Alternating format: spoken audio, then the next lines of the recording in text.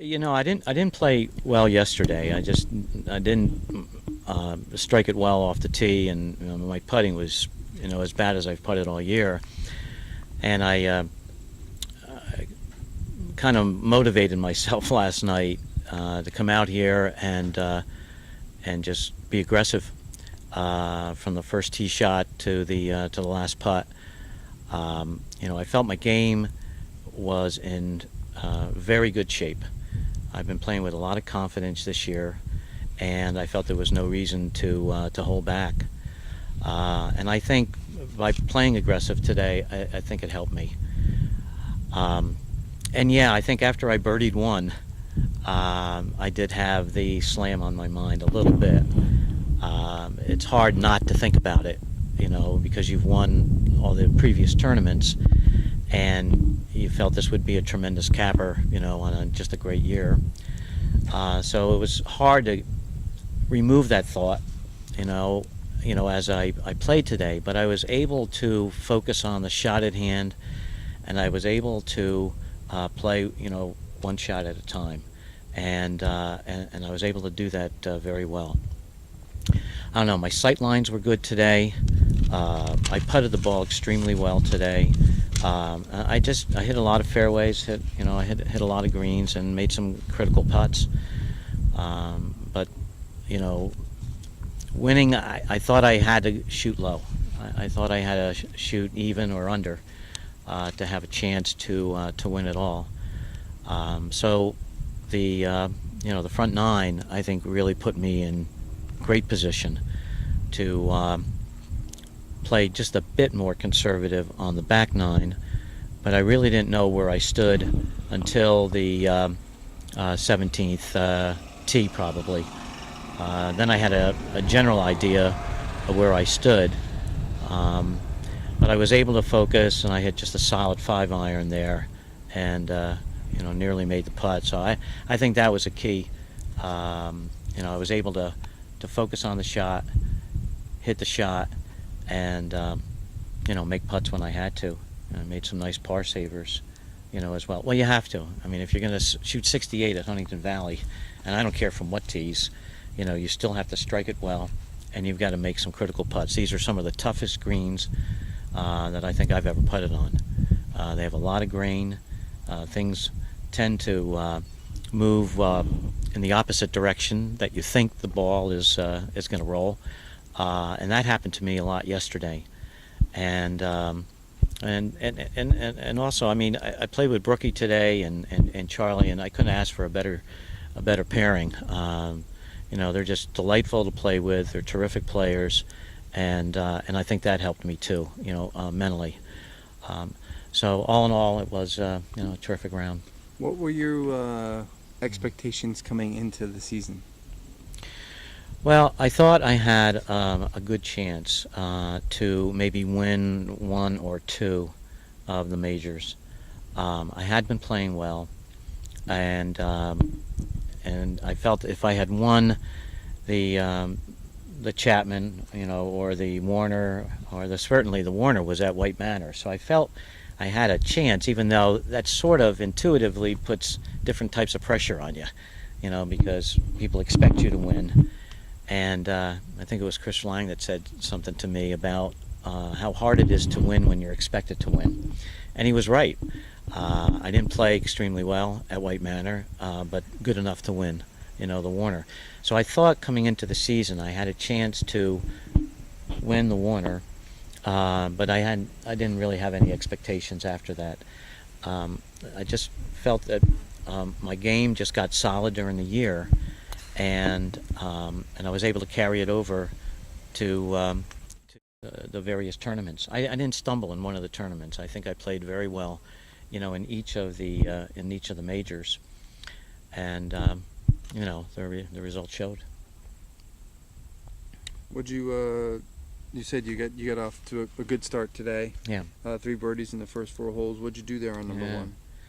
Well, I hit driver and 58 to about 10 feet, and made the putt. What'd you have left in that green? 100 and... No, I had like 81. 81? Okay. Yeah. So you make the putt feeling good. Mm-hmm. Good Feeling start. very good. Yeah. Par on 2, then 3, which is Yeah. difficult par 3. Yeah. What'd you hit into there? 6 iron. I hit 6 iron to about 8 feet, 10 feet, somewhere in that range. Poured it right in the middle. Just felt very confident over that putt. Another birdie on 4. What did you do there for birdie? On 4, is that the dog leg It's a downhill one. down the yeah. hill? Yep. Hit 3 wood.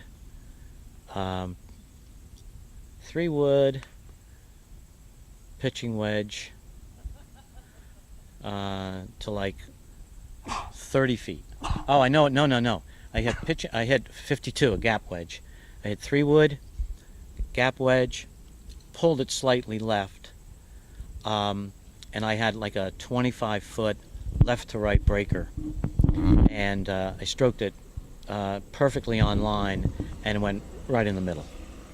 So, now I'm, feeling pretty good. Yeah. Now I'm feeling pretty good. So how far was your Yeah. 52 degree? What'd you have left in that hole? I had 105. You only stumble early was on number 6. You made bogey there. Yeah. Let me think. 6 was. That's the one that comes back this way, down the hill after the par 3 over the little ravine.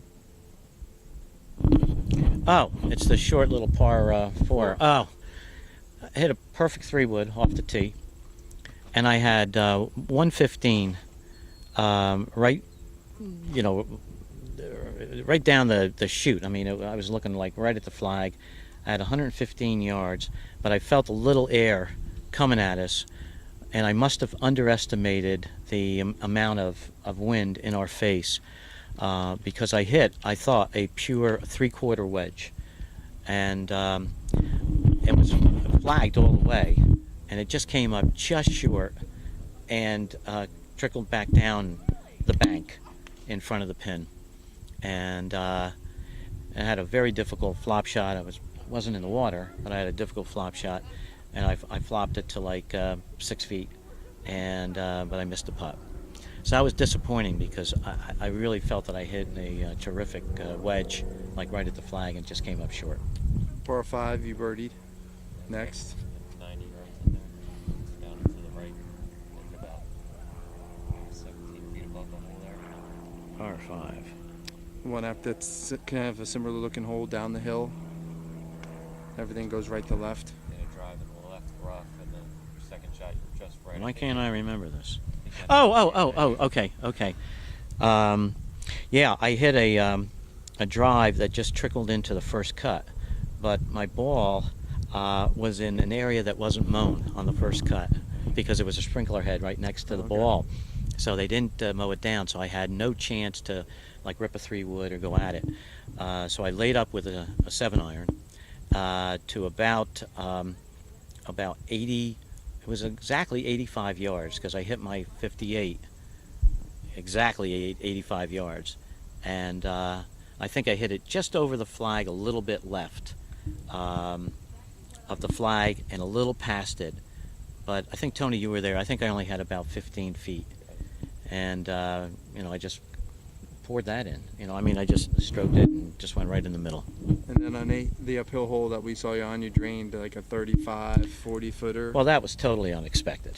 I hit a solid drive, but I pulled it a little bit into the rough on the left, but I had a nice lie. And that is steeply uphill. Yep. I had 125, but I hit 9 iron, and I hit it hard and yanked it. When I came up to the green, I noticed that I had to be, 40, 50 feet away, and uphill, breaking left to right. I was just hoping to get it within a 3-foot circle.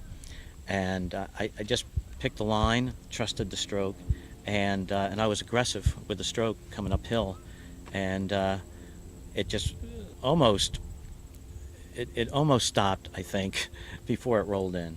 So I think it just got to the edge of the hole and dropped in. So that was a most unexpected birdie, and I think at that point, I felt that I really had something going. Just mentally, physically, I was putting it extremely well, and I just felt very, very confident until the next tee. You know. All right, then you had 2 hiccups on 11 and 12. Yeah, but I'm going to tell you, the shot I hit on 9, I think, was a game saver for me. Yeah, you were way right. Because I blocked it way right, and I had nothing over there. And I had trees to go over. I had to hook it from a fairly nasty lie. And I could have chipped back into the conservative play would have been to chip it back into the fairway. But I felt that if I hit a solid 6-iron and you could just go down after it and get it up and hook it, you know, with a left to right wind, you know, I might get it on the green. That was the best shot I hit all day. And How far was that?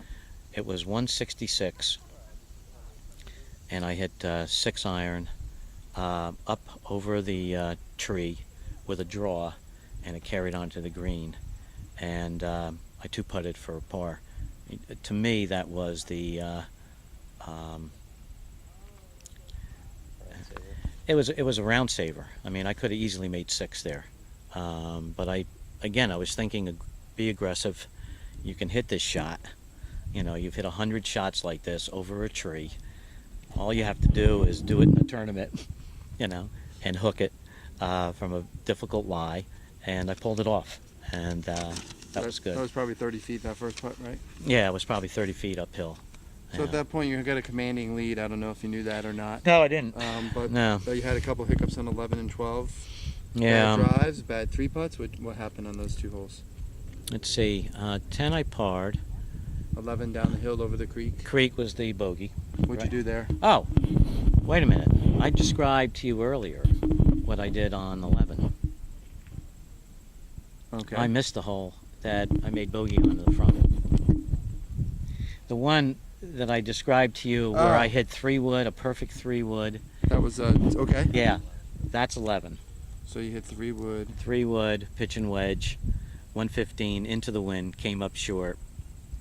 Short, and it cracked into the creek? No, it didn't get into the creek. It just was on that bank. It was on the bank, right? It was on the bank, Okay. and I flopped it to like 6-7 feet and missed the putt. Okay. So then That was 12 is the bogey. Is the par 4 that goes out. There's the creek that runs across there on your drive, and then the green's kind of got a little hump in it. Yeah. Right before the par 3 over the water. Yes.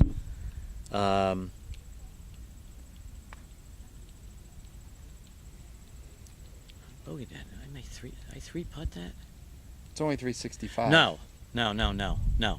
I blocked my shot. I blocked my tee shot again to the right, into the rough. Hit 9-iron over this large tree that guards the right side of the fairway. Just short of the green, into a little patch of rough. And I hit a very weak chip. And left it about 15 feet short, and missed the putt.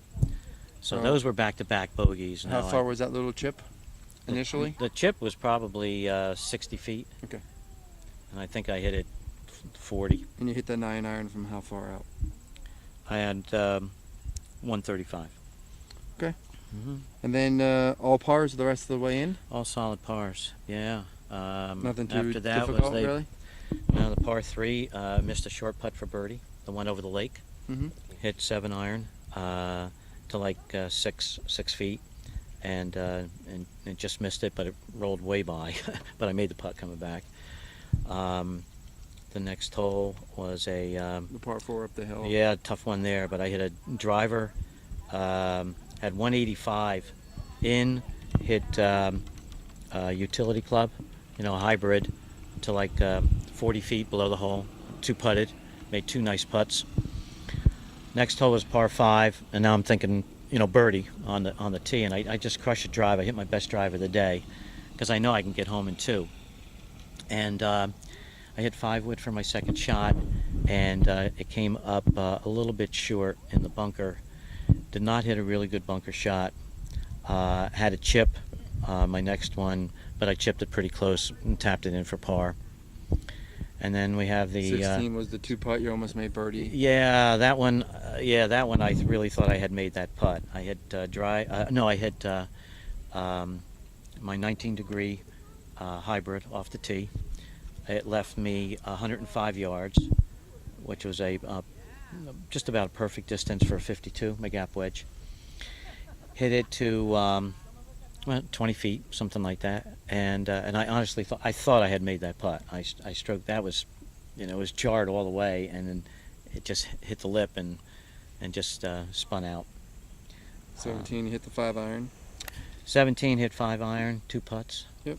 And then 18. 18 I hit solid drive and hit 5-iron. Did you have like 185 or something? I had 170. Okay. Uphill, and I thought I was aiming way left, because you have to aim way left. You and that me. I was aiming at Tony actually, and that fairway just naturally makes you block a shot. It's all side hill, and no matter how far you think you're aimed to the left side, there's a tendency to block it a little bit, and the ball went right at the pin, and I was chirping at it to carry the bunker. So I didn't mean to go flag hunting there, but I ended up getting lucky and carrying the bunker, and just rolled off the edge there. I had a little flop shot that I hit okay, not as good as I can hit it, but left me about 6 feet to make the putt, and I felt very calm, over the putt, and stroked it. It was a little left center putt, and I stroked it nicely. Lastly, kind of on a personal level, what does all this success kind of mean to you personally?